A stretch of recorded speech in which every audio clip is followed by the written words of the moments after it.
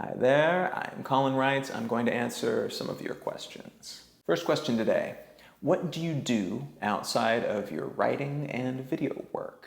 Well, outside of writing my books and my blog, and outside of the video work that I do here on YouTube, I also give talks to conferences and at schools and TED Talks and all kinds of things like that. I also have a podcast called Let's Know Things, where I talk about interesting things. So if you enjoy this show, hopefully you'll enjoy that as well. You can subscribe to that wherever you find podcasts. But beyond that, beyond like work, beyond projects, I do a lot of stuff. It's just that it's very difficult sometimes to kind of draw the line between like hobbies and pursuits of that nature and work. Because the work that I do tends to be so intermingled with the things that I would be doing anyway. Let's Know Things, my podcast, is something that I earn money from, but it's also something that I would be doing if I wasn't making a cent. And it's something that involves a whole lot of reading and thinking about big issues and putting them together and then explaining them to other people, which is something that if you know me in real life, you know that I tend to do anyway. And the same is true with this program, with Consider This, and with the writing that I do. It's all stuff that I do for fun. And the fact that I get to make a living from it as well, it seems ridiculous to me when I think about it. I can't believe this all worked. But some of these things too that I consider to be work, I don't actually earn any money from. I don't make any money directly from my blog, for instance. And I don't make any money right now directly from this. It's something that maybe someday I will, but I think AdSense, which puts ads around the video sometimes, I think I've earned like $5 in total from AdSense. So this is not like a business move in the sense that I'm paying my rent with it. But it is something that then maybe if you see this, then you'll have me come speak at your event or you'll buy one of my books. And so as a result, pretty much everything that I do is business, but it's also stuff that I enjoy, so it's not business. Other totally unrelated things off the top of my head, I play guitar, I'm learning to cook right now, I love playing board games. I've been revisiting a lot of old video games recently. I got a nice emulator on my computer, so I'm going and playing through all the old Super Nintendo and PlayStation games. I read a whole lot.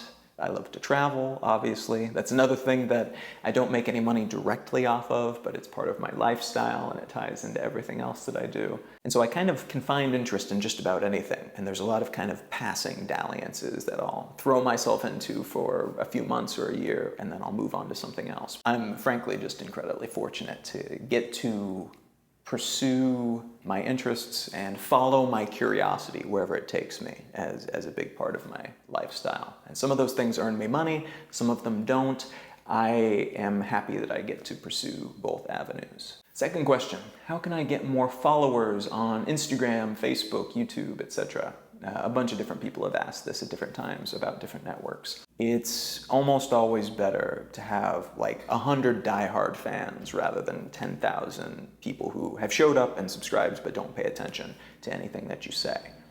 You definitely get more options and you have more opportunities as your numbers grow. But that is something that if it happens overnight, typically it's not as valuable because those are people who showed up because you were on BuzzFeed or something, and then they never show up again. They just subscribe to everything they see on BuzzFeed. Not a useful metric at that point. And that's kind of what it comes down to, is that rather than looking at the sheer numbers as the metric, look at the engagement. Look at who's actually paying attention, who's sharing your stuff, who's interacting, who's leaving comments. That's the thing that you need to be watching. And to get that, to get a certain number of people who are also amplifying your voice and taking it in and taking it to heart, and it's actually having an impact on them, that is something that just takes a lot of time and refinement. That's something that you'll have to work on a whole lot. You want to ensure that you're actually putting value out into the world. A shocking number of people want to have like 100,000 followers on Instagram, but they don't know what they want to put out there. They're like, oh, maybe I'll just post photos of my food, or I'll post photos of my friends saying hello. Like, that's fine if that's something that you're doing, but where's the value for the person who's following you?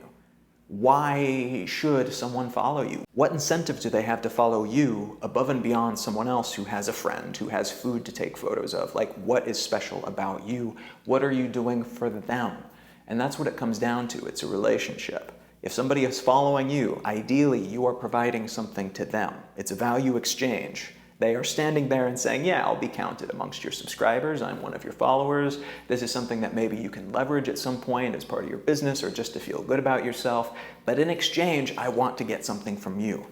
If you're coming into my inbox or onto my app homepage or whatever, what are you giving me? And that's important to figure out. You can't just say, I want to have numbers. What's the trick? One, because there is no trick, and two, if you're not providing value, they're not going to stick around anyway, even if there was a trick. And so I would say do this. First, take stock and figure out what you have to offer. What is it that you're showing people? What is it that you're showing through your videos or through your Instagram photos or your tweets or whatever? What are you bringing to the table? Why should people give a damn, frankly? And once you figure that out, once you figure out what you're giving, then you start to figure out how to get your work in front of people. And that's when people can actually show up and say, oh, this thing kicks ass, I want to follow. Click, and you've got a follower. And that's somebody who will stick around. They're not somebody who accidentally clicked. They're not somebody who saw you on BuzzFeed and just clicked and then will never look again. This is somebody who actually cares. Those are the people that you want to follow you. Those are the people who are actual fans, not just followers. They're supporters, not just another number. Don't put much stock in those numbers. Do not fixate on that particular metric. Fixate instead on the value that you're providing. And then the numbers tend to come. Not always, and not always right away. And sometimes you'll have to figure out ways to get yourself in front of more people. And that's a completely different step. But the first thing, and the thing that almost everybody leaves out of this process, is figuring out why people should care. What value you provide. That's the actual work. Do that work, and the other stuff is a lot easier. Thank you very much for watching. If you would like to ask a question for me to answer in a future video, you can do so in the comment section below. You can find out more about me and my work at colin.io. There you'll find a list of my projects and my about page, ways to contact me, a list of the books I've written, some talks that I've given elsewhere.